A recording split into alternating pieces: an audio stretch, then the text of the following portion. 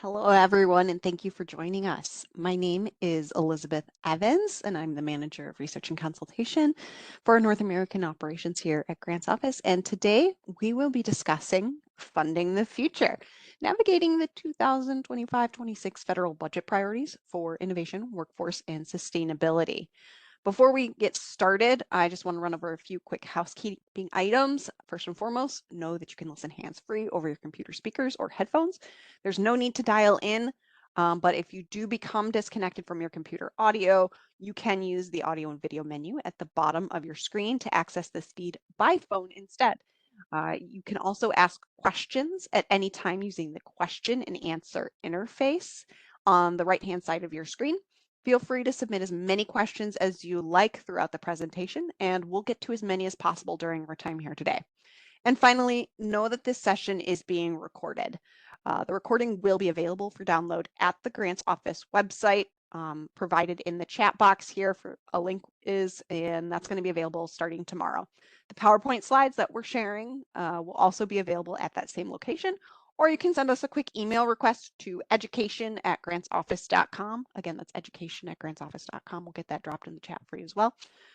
And with that, now on to the event. Again, today we are talking about the 25-26 Canadian federal budget and the funding priorities for the year ahead. And we have a jam-packed session of content for you. So I am joined today by the amazing Sid Avi-Luck. She's a Grants Development Associate on our Canadian team here at Grants Office. And I'd like to say thank you so much to Sid for joining us to share her knowledge. Again, if you have any questions for Sid throughout this event, please send those in using the question and answer interface on your screen. If you don't see that interface, you can pull it up by navigating to the button with the three little dots that's along the bottom of your screen and click there. And then you should see a little pop-up to have the Q&A box if it's selected. So don't be shy with those questions for Sid. We have plenty of time to answer them at the end of the presentation. And like I said, we've got a jam-packed session for you today that's going to cover a lot of wonderful information. And here's a little rundown of what we're going to be talking about. First, we'll start off taking some time to understand what the budget is and how exactly that process works. Then we're going to jump into why a federal budget wasn't tabled this year and the context behind all of that. After that, we'll uncover the alternative funding mechanisms and funding priorities that we have. There's a whole bunch of them. You can see them on the screen. And we'll wrap up with some key takeaways before jumping into the Q&A. So with that, I'm now going to pass things over to Sid to dive on into what we have to talk about. So please take it away, Sid. Perfect. Thank you so much, Elizabeth. So to get us started, we're going to start with a small overview of what exactly the budget is and how exactly it works. So essentially, the budget represents the government's annual policy and spending blueprint. So it'll do things like broadcast key priorities for the year ahead, highlighting fiscal and economic forecasts. It's going to outline some new program announcements covering all sectors. It's going to signal expansions or wind down of existing programs, and also set some expectations in terms of program rollout plans and delivery strategy. So essentially, a great way to think about it is a vision setting document. It tells Canadians what the government wants to invest in the coming years. Now, in terms of timing, under normal circumstances, the budget is tabled around March or April, so at the start of the fiscal year. But as you all know, the 2025 cycle has been a bit more fluid. That's the nice way to put it. And because of political timing with our April election, paired with economic pressures from down south pushing expectations later than normal, we got a late budget. So originally, the Liberal government was going to simply publish a fall economic statement because so many things were happening when the Carney government took over. But unexpectedly, the finance minister, François-Philippe Champagne, he announced in early October that actually we do want to table a budget on November 4th instead, which is quite a quick turnaround. So following multiple voting rounds, the final budget vote was held on November 17th, so quite recently, and it was passed by a razor-thin margin in the House of Commons. So the final vote was 170 in favor and 168 in opposition. Now, why is that significant? Well, the federal budget is automatically a confidence vote in Canada. So essentially, if a budget fails, the entire government falls and a new election is triggered. Now, because the 2025 budget passed by only 2 votes, it showcases that there was really minimal cross-party support for this fiscal plan. Many MPs opposed elements of the plan, but they ended up still backing it up to avoid plunging the entire country into a snap election, especially right before the holiday seasons, because none of us wanted that. Um, but beyond that, it can also be inferred that some MPs backed the budget because they viewed it as a flexible fiscal starting point. Now, this is because budget measures are intentions, and anything contentious still has to go through the Treasury Board and Parliament before any real dollars flow. Now, this is a key point to keep in mind. The budget represents proposed dollars, not approved funding. So where exactly do we find approved funding for this year and confirmed dollar amounts? Now, to get that picture, we need to look at 2 key fiscal tools side by side, one of them being the budget and the other being the main estimates. So let's understand how exactly they differ. So as we explored, the budget represents key priorities and commitments. It outlines big picture direction, and it's also a forward-looking document. So sometimes it's going to include funding plans for the next 5 or even 10 years. On the other hand, the main estimates are a detailed, technical, Parliament-approved spending plan. So that's a really important distinction. These documents are released at the start of the fiscal year, so the 25 estimates were released in May, and they break down spending by department and program rather than thematically as the budget does. Now, the way that it works is that the new budget items typically only enter the estimates later through supplementary estimates. So we have 3 supplementary estimates tabled in a year, A, B, and C. Now, since the budget was released so late, the timing between the budget and the main estimates are kind of off, so it's going to take a moment for the new proposed funding to be approved by Parliament and consequently enter the next supplementary estimates. Now, to put all of this in a very simple way, you can think of it like planning your meals for the week. So the main estimates are the groceries you already have in your kitchen. You can see them, you know exactly what you have. You can start cooking right away. They're all confirmed resources guaranteed in hand. On the other end, the budget is like the meal plan you made for the week. It can be thoughtful and detailed. You want to make a new recipe, maybe try something ambitious, but that plan assumes that at some point you're going to go to the store and get more ingredients. And you might fully intend to, but until you actually get those groceries, the meal isn't guaranteed. So essentially, why this matters is it's happened in the past where shiny new budget announcements never quite make it through the approval pipeline or are delayed. So the estimates are really what provide the real baseline funding, which makes them a more reliable predictor of what will actually move for now. So the real magic happens when you're looking at both documents, which is what we'll be uncovering in today's webinar, to give you a full picture of what federal funding trends look like. So for you grant seekers, the combination of the 2 documents function as an early warning and early opportunity system. You use the budget as a signal, and then you use the main estimates as certainty. And by looking at those 2 documents together, you can forecast funding directions in the near future, identify which departments are likely to launch or expand programs, and also they allow you to engage at the right time to maximize success. So I'm sure a lot of you have already opened the budget and you saw a program of interest. But if you check the main estimates, the funding allocations for the department involved haven't been increased yet.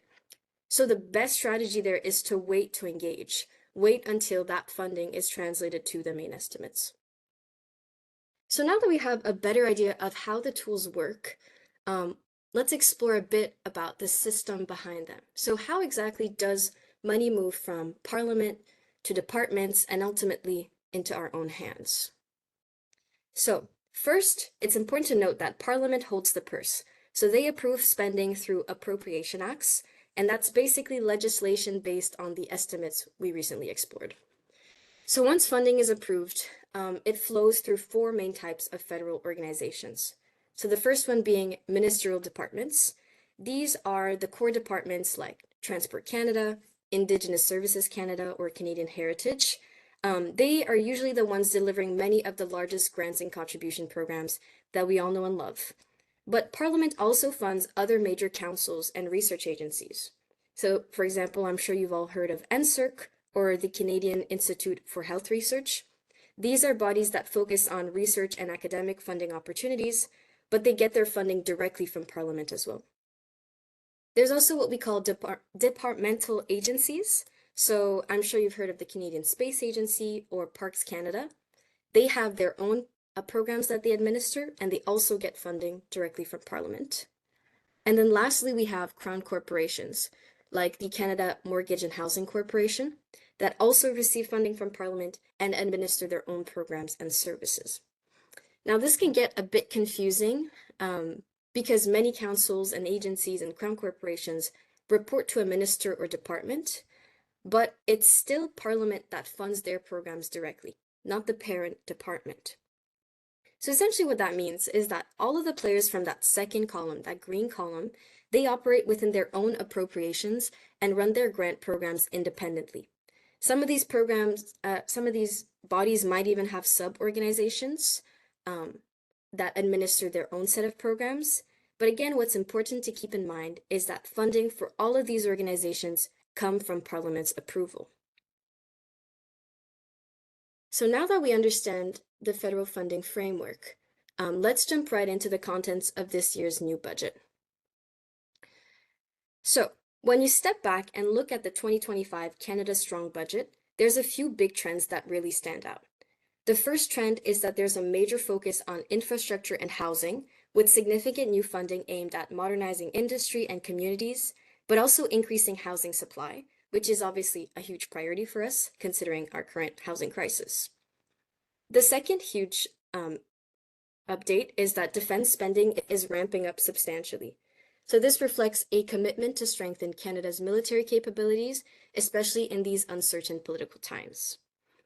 The third update is that we see a clear growth in innovation, industrial development, and capital-focused initiatives. This is showing that the government is prioritizing long-term competitiveness and strategic investments. And kind of tying into that, the final update is that there are considerable cuts to some smaller non-core government programs and services, which I'm sure you've all heard of by now. It's signaling a shift towards funding that's more targeted, large-scale, and designed to drive economic impact across the country. As was highlighted in the budget, I think they said a line along the lines of, the government will spend less on day-to-day operations so it can invest more in Canada's future. Now, for today, there are specifically 8 priorities I want to dive into, and we can go right ahead and start with the first one, which is defense. Now, when it comes to military spending, this year's budget really signals a shift in priorities. The government is moving to meet that NATO benchmark, so they're trying to spend 2% of GDP on defense, which is a really huge increase in ambition. The overall proposed increase in defense investment is over $9 billion for the next year. So we're talking really huge amounts. To support that, Budget 2025 plans to roll out a new defense industrial strategy. So this will essentially act as a blueprint for not just buying equipment, but also rebuilding the Canadian Armed Forces in a sustainable and long-term way. Now, that strategy is backed up by significant current funding growth outlined within the main estimates. So we see that overall funding for national defense is up roughly 17% from last year. So that's a huge jump. But most of that increase is flowing into operating costs and major procurement projects. So you can think things like ships, aircrafts, and modernized equipment, rather than smaller targeted grant programs. We do still see some grant funding supporting Indigenous reconciliation initiatives and cadet programs. They're seeing a couple of modest increases. So this reflects a broader commitment to both operational capability, but also community engagement, especially when it comes to veteran support. Now, when it comes to infrastructure, we also see some important structural changes. Now, one of the key shifts is the centralization of federal infrastructure spending under Housing, Infrastructure, and Communities Canada. So previously, all of that funding was under Infrastructure Canada, another department. Now, this is more than just an administrative change. It signals a shift in how the government wants to allocate funding. Because all of these funding programs have been brought under one roof, HICC's 2025 estimates show higher grants and contributions amounts than what Infrastructure Canada offered in 2024. So more specifically, in terms of grants and contributions this year, we see a $600 million increase. The increase isn't simply new programs, it's also the absorption of several other programs that used to be spread up across multiple departments. So we see that the shift is towards, again, larger long-term transfer programs rather than many smaller project-by-project envelopes. So what does this mean in practice? Basically, a lot of infrastructure funding is going to be pre-allocated for provinces, municipalities, and Indigenous partners. It's going to be predictable transfers instead of being awarded through many separate competitive streams. An example of this would be the Investing in Canada Infrastructure Program, which is the largest contribution program delivered by Housing, Infrastructure, and Communities Canada. And again, this is all pre-allocated funding. Now, importantly, infrastructure spending is projected to further increase in the next 5 years, as Budget 2025 proposes a new $115 billion infrastructure plan. And this is all aimed at nation building and industrial development. Another key update from Budget 2025 is the introduction of the new Build Communities Strong Fund. So this new fund proposes a $51 billion spread over 10-year allocation, followed by a $3 billion allocation per year ongoing. So essentially, this fund is structured into 3 streams. It's going to have a provincial, community, and direct delivery stream, supporting a really wide range of projects. So anything from hospitals and colleges to clean water systems, public transit, recreational spaces, climate resilient upgrades. So again, really wide range of infrastructure projects. And while a lot of this funding is anticipated to flow through long-term agreements with provinces and municipalities, certain streams like the community and direct delivery stream are going to provide some competitive grants and contributions for eligible projects. But this again continues the trend we saw in the main estimates, a move away from small competitive grants towards larger predictable investments. The budget also highlights clear infrastructure priorities. So we have transportation, trade and northern infrastructure, and a lot of resource-linked projects like critical minerals and clean power. These aren't just like big ticket items, they're aimed at parts of the Canadian economy that really move the needle. So building ports, rail lines, and energy infrastructure, which in turn will help boost trade, support resource development, and grow our clean energy sector. So these are the kinds of capital-heavy investments that pay off over the long run, and that's really what our new government is interested in. There's also the new National Project Office, which is proposed in Budget 2025, and that plays a key role here. They're going to be the one coordinating these major initiatives to ensure large-scale investments are delivered efficiently and on schedule. So overall, the message for infrastructure is that investments are becoming more significant, more targeted, but also more strategic. So they're going to support projects that align with broader industrial trade and community development goals. That's where most of the focus is going to be. Now, moving on to housing. Housing obviously continues to be a core priority for the government, and Budget 2025 makes that very clear. Now, a major move here is the creation of the Build Canada Homes. This is a new proposed federal agency backed by $13 billion over 5 years, and their goal is going to be simply accelerating housing supply. And to complement this, that Build Communities Strong Fund we just talked about is also going to have supports for housing-enabled projects to ensure that, our communities have the infrastructure in place to actually get homes built. So together, these new initiatives are representative of a coordinated effort to tackle the housing crisis in the next couple of years. But existing programs are also important. So the Canada Housing Infrastructure Fund, which was introduced last year under the Trudeau government, it supports housing-enabled infrastructure like water, sewage, and transit. It's going to continue receiving allocations from the government, and this year it's receiving a $94 million funding envelope. But in the near future, it's going to be repurposed in part to support that new proposed Build Community Strong Fund. So what's happening is that the government is leveraging existing programs and resources to advance its broader housing and infrastructure agenda. So that's a really interesting trend in federal housing. As the housing crisis continues to put pressures on Canadians, the new budget front loads funding for programs launched in 2024 to address immediate supply challenges. So that includes the Affordable Housing Fund, the Canada Housing Infrastructure Fund, and the Housing Accelerator Funds. So the budget forecasts that these three programs receive their highest allocations between this year and 2027, focusing on shovel-ready projects to quickly expand housing supply. But as new proposed initiatives like the Build Canada Homes or the Build Community Strong Fund come online, these earlier 2024 programs are gradually going to phase out to create a smooth transition. So essentially, the shift is coordinated strategically, integrating previous grants, infrastructure funding, and municipal incentives to make federal housing investments more targeted and scalable over the long run. So we can move on to the next priority, which is science, technology, and innovation. Now, Budget 2025 introduces a big new player in the federal innovation funding landscape, and it's a new fund called the Strategic Response Fund. It has a proposed allocation of $5 billion to drive targeted investments in key sectors. So these sectors include clean technology, critical minerals, and advanced manufacturing. These are essentially response to strategic, industrial, and economic challenges Canada's currently facing.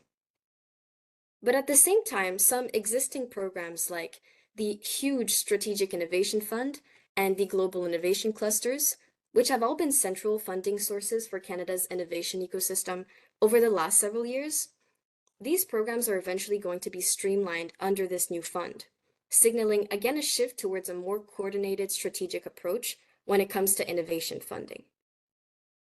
But in the meantime, however, we see that Innovation, Science and Economic Development Canada, or ISED, their grants and contributions for 2025 rise from $5.2 billion last year to $7.6 billion this year.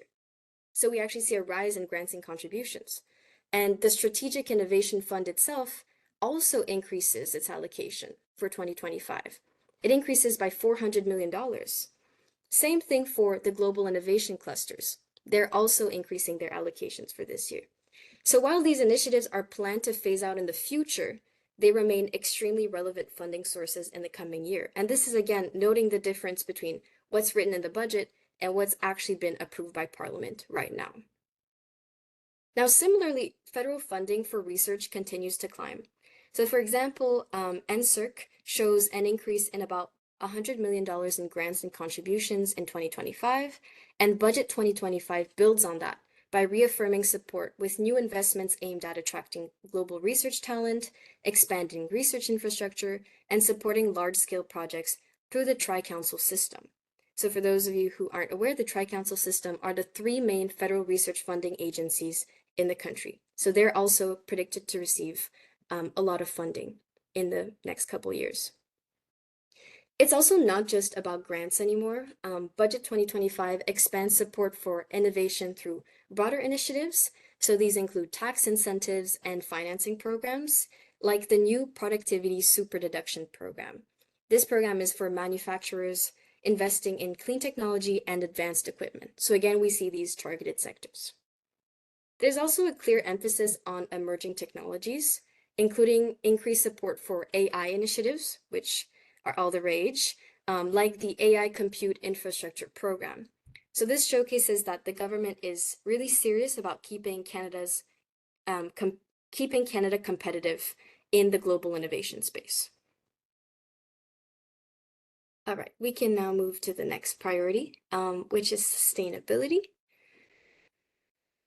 Now, Budget 2025 shows that climate and sustainability remain front and center, but the government's approach is undeniably shifting. Instead of spreading funding across many small programs, again, the government is focusing on high impact programs, emissions reducing sectors, So we can think of things like public transit, green community infrastructure, and climate resilient projects.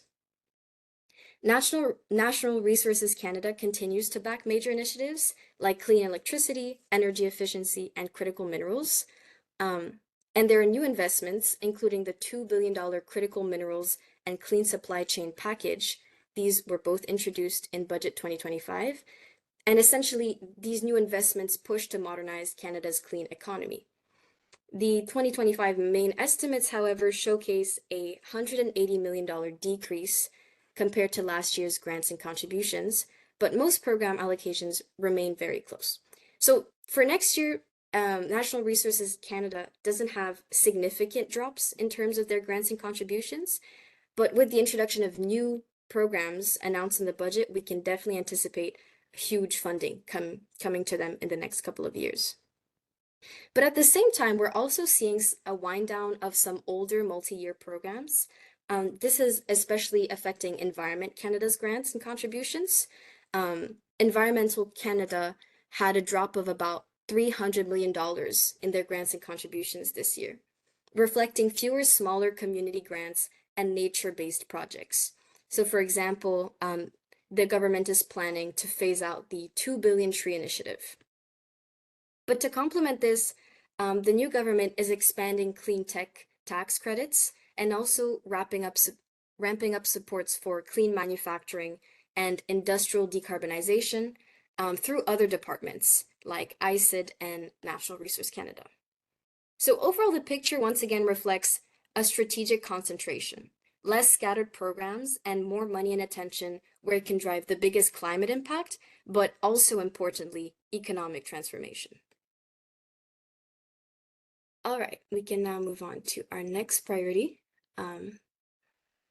which is transportation. Now, transportation funding is undergoing a major shift in the coming years. Overall, as you can see on the graph, contributions and grants from Transport Canada drop pretty sharply as consumer-focused programs like the IZEV program, which provided incentives for electrical vehicle purchases, those programs are winding down, again marking a move away from small-scale incentives towards strategic investments that link infrastructure to industry and trade growth. And the new funding really highlights this shift. So Budget 25 introduces the proposed $5 billion Trade Diversification Corridors Fund. So this new program is designed to modernize ports, rail networks, and highways, strengthening Canada's ability to move goods efficiently and also compete on the global stage. There's also the proposed $1 billion infrastructure fund. This will improve transportation links for remote and Indigenous communities up north, supporting both connectivity and export opportunities. So essentially, this shows that the government is pivoting towards large-scale strategic projects that reinforce our country's transportation backbone, while also driving trade resilience for the long term as we're building new partnerships with other countries and strengthening key economic corridors within our own country. Now, our next priority is going to be Indigenous projects. So Budget 2025 really puts the spotlight on Indigenous communities, particularly when it comes to housing and infrastructure. And a major commitment there is through the Build Canada Homes program, which we previously mentioned. So this program will dedicate $2.8 billion to stream to urban, rural, and northern Indigenous housing. So this is a clear move to address long-standing housing needs within these communities that have been ignored in the past. Water and wastewater infrastructure is another key priority. The budget is allocating roughly $2.3 billion over the next 3 years to ensure communities have the basic services they need. We're also seeing a boost in terms of northern and regional infrastructure, especially through that new Arctic Infrastructure Fund we just explored, which again will help connect remote and Indigenous communities, but will also support trade and local economic development within those remote areas. And interestingly, there's a strong focus on Indigenous capacity and participation in large projects. The budget proposes a new strategic partnerships initiative, and it provides $40 million over 2 years to strengthen engagement and project leadership. So this will ensure that Indigenous communities are not just recipients of funding, but they're actually going to be active partners in shaping and leading the projects that affect their lands and their futures. Now, on the departmental side, there are two main organizations in charge of Indigenous projects. The first one being Indigenous Services Canada, or ISC, and Crown Indigenous Relations and Northern Affairs Canada, which is quite a mouthful, but we can abbreviate it to CERNAC. So they're going to maintain their core roles. ISC will still focus on education, which isn't provincially managed for Indigenous communities, broader community services, infrastructure, social programs, and environment, while CERNAC, on the other hand, continues to handle public administration, programs and services. So things like treaties, governance, Arctic policy, and evidently Indigenous Crown relations. So in terms of funding, ISC sees a roughly $2 billion increase in grants and contributions compared to last year. Most growth towards those grants are directed towards healthcare and community development funding. On the other hand, CERNAC's grants and contributions are decreasing slightly, but that's largely because some one-time obligations like claim settlements or land claim compensation programs, these are winding down. But overall, we see that the trend is pretty clear. The government is pairing major new investments with strategic support for Indigenous-led engagement and also long-term infrastructure development. So that leads us to our last priority, which is arts and culture. So I found this very interesting, but Canadian Heritage grants and contributions are actually up 11% in this year's main efforts compared to last year. And they're keeping core priorities like creativity, arts, and official languages front and center. And to keep that momentum going, Budget 2025 actually proposes roughly $500 million in new investments for arts, media, journalism, and just the broader cultural economy. So there's a strong focus there on local and community-based projects. So some key recipients of the funding include Telefilm Canada, the Canada Media Art Fund, the National Film Board, the Canada Music Fund, and of course, the Canada Council for the Arts. So this funding will support both national industries, but also grassroots initiatives.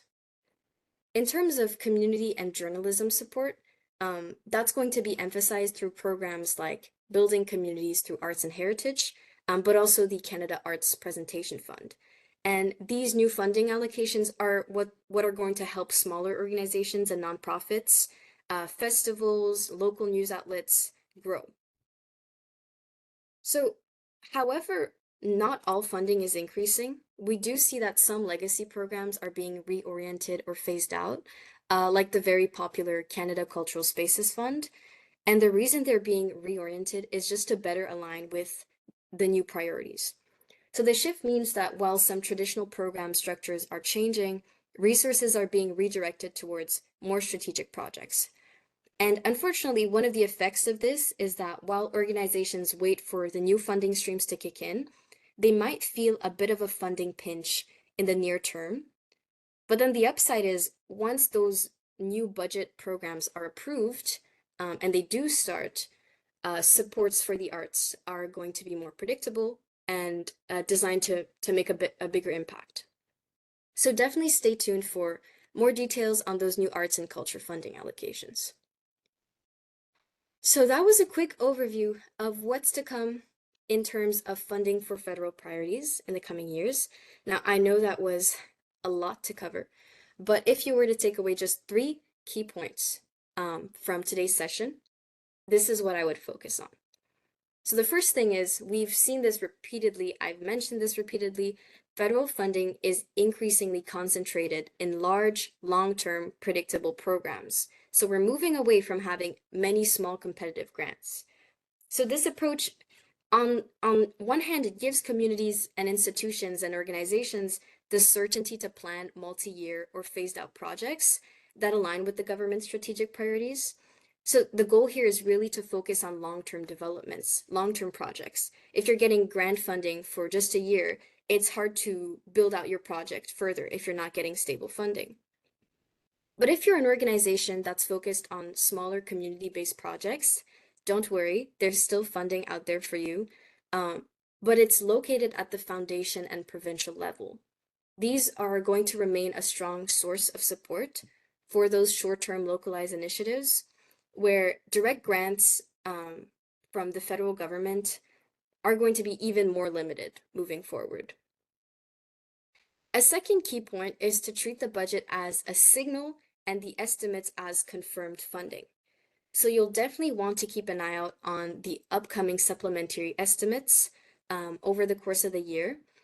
And those documents are going to show you exactly which budget measures have been approved by Parliament and what funding is ready to flow to departments, helping you time your grant engagements efficiently. So if there's any new programs mentioned in today's presentation that you're interested in, you want to wait till the estimates come out to see if the funding's confirmed.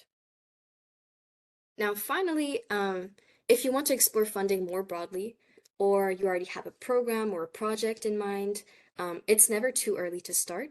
So you can assemble your grant-seeking team and reach out to us, Grants Office, for support, if that's of interest, of course. We're always more than happy to help.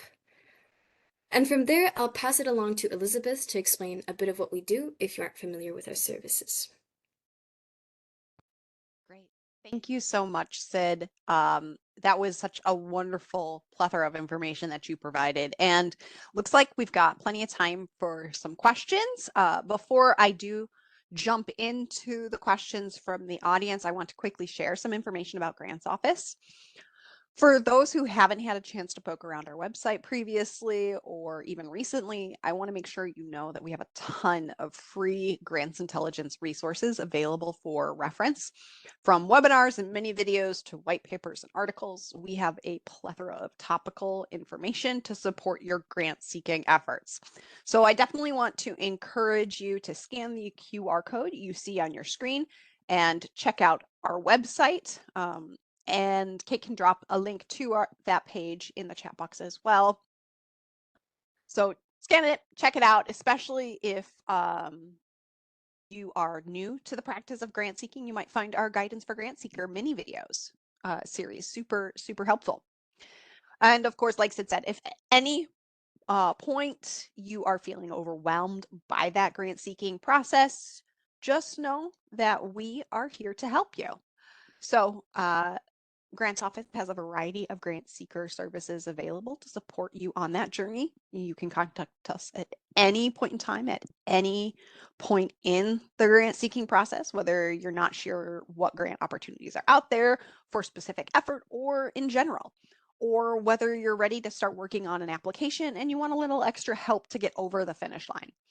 We offer things like funder prospecting, research, and project development consultation services, wherein you and your team can chat with grant funding experts like Sid about your interests and even learn about potential opportunities specifically relevant to your proposed effort. We have a ton of specialists here to help you with developing a more competitive effort proposal, drafting that proposal by actually putting pen to paper on your behalf, or even reviewing documents that you've written yourself to make sure you don't miss anything before you go to click submit. Again, we are happy to help wherever you are in your grant seeking journey.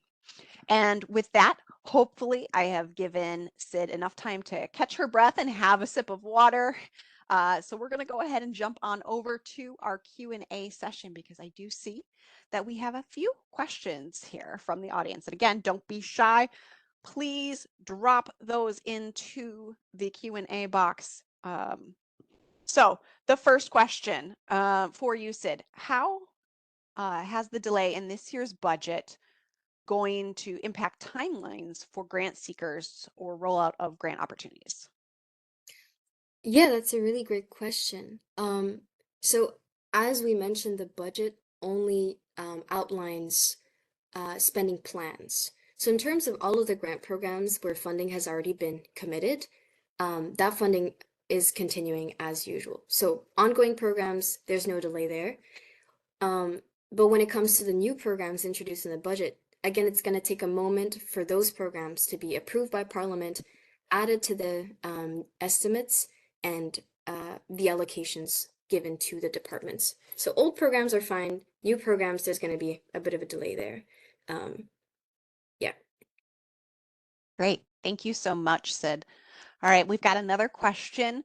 Can you talk a bit more about the difference or the reason for differences in spending between estimates and the actual budget?